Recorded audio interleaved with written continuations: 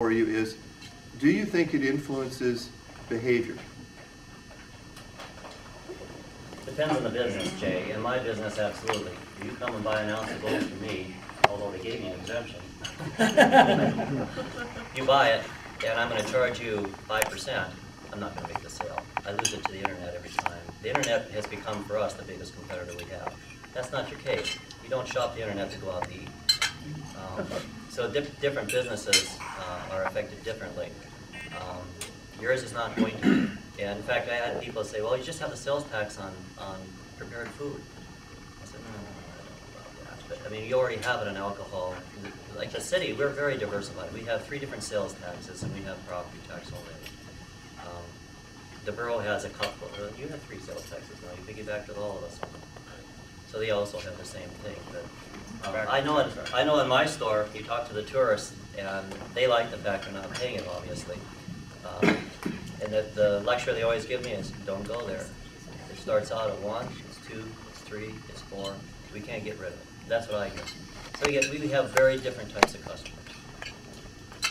Jay, my answer to you is yes, it does change behavior.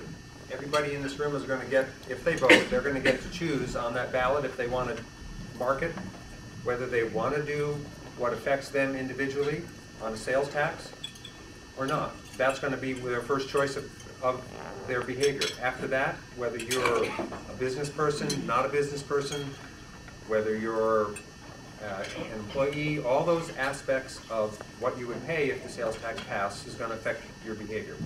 So I would answer, yes, it does affect people's behavior. I've got a comment before I ask my question, because I work in North Pole.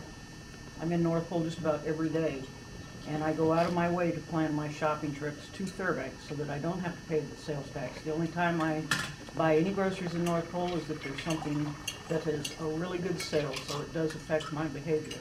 But my question is, to go back to what Jerry said earlier, why is government spending so much time looking for revenues and not spending some time looking at a way to reduce the cost of government? Is that a question for him? For both of you.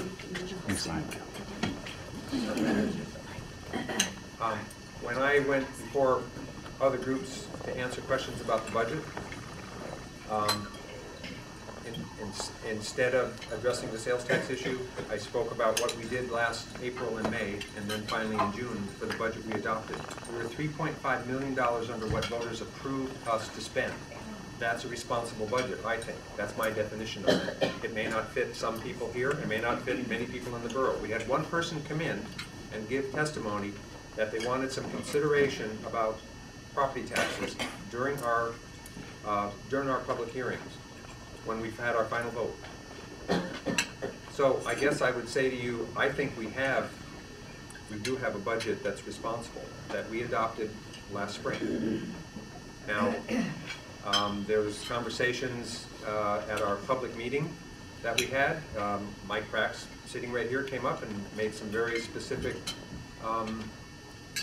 statements to us. Many other people made very specific statements to us. Right now, again, answering your question, I think that 3.3 million under the cap this year, 1.5 million under the cap last year, is we're spending less than what the voters said we're allowed to spend. So I think that that's the responsible budget, wherein we're putting in the services that we have, that whether it's talking about swimming pools or libraries, I think it's appropriate. So that's my answer. I don't know the borough budget as well as the cities. I did go down and buy a budget book the other day and look at it though. This year they hired 8 new employees. At the city, if we hire 1, that's a major miracle. It must be nice to do that. They have revenue sharing. I think you got 2.8 million this year. That's not in the budget. It was not put in 2.6. And so our suggestion was, why don't you take that revenue sharing, just hold it and reduce the mill rate next year. Give it to the people. I think Anchorage is talking about doing that. Looked at a few of the departmental budgets. When they adopted the labor contract, they're giving CPI increases, which is appropriate, roughly 3%. But on top of that, before PERS relief, there was 5% added on top of that. So your net hit per department is going to be about 8% a year. That's a lot of money. The tax cap, sooner or later can't afford to keep up with that kind of increase.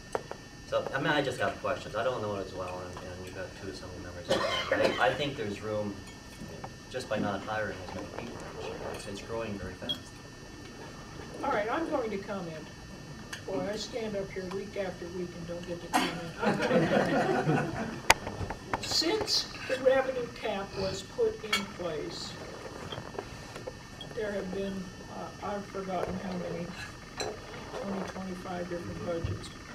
Each time the budget comes under the revenue cap, and one year it was $1 under, or something like that, you never regain that dollar. You can never go back and tax to get that dollar the following year or some future year. Not this year, but I think last year, the total amount where budgets came below the revenue cap came to a little over $22 million. That's the sum total. If you took the 22 million plus the 3.3, all right, 25 million plus that no assembly or mayor can ever go and get again. It's gone. So you can say they have been working to reduce the expenses, and it's a permanent reduction. If you do an analysis of why the taxes have gone up, the first thing you have to look at is the fact that 1985, 86, more than half of the revenue came from the state and the federal government. And then the state started pulling the plug, and the feds pulled the plug. And now the two combined represent a much smaller amount. Just what they can get away with. Essentially, their portion of the school bonds, and not much else. Our federal revenue in lieu of taxes used to be $4 or $5 million. It's $500,000. We didn't get smaller. 600,000. I think Stevens and Murkowski squeezed it up a little bit a couple of years ago. We used to be funded for the mandatory senior citizen property tax exemption and the disabled vet exemption. That went away, I don't know, 15 years ago, a long time ago.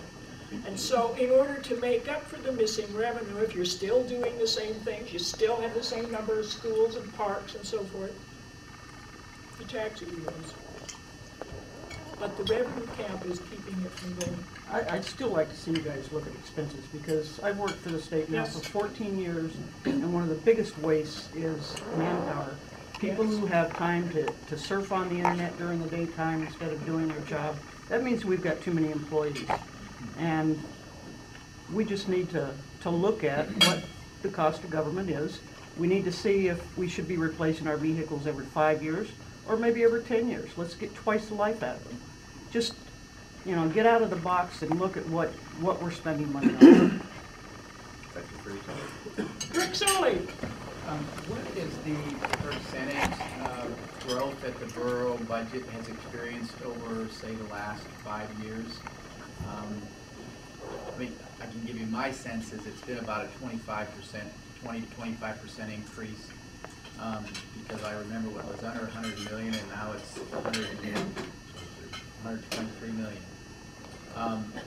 So roughly 20+%, maybe closer to 30%. The other thing, I had thought, Bonnie, that there was a change to the tax cap so that there was the ability to come and get back that. Was that never adopted by the voters? No, if you don't grab it this year, it's gone. Thank God. So next year, we start out with a tax cap that's going to be $3.3 million below what the revenue was this year. Then you add into that new construction. Now, true, there may be a vote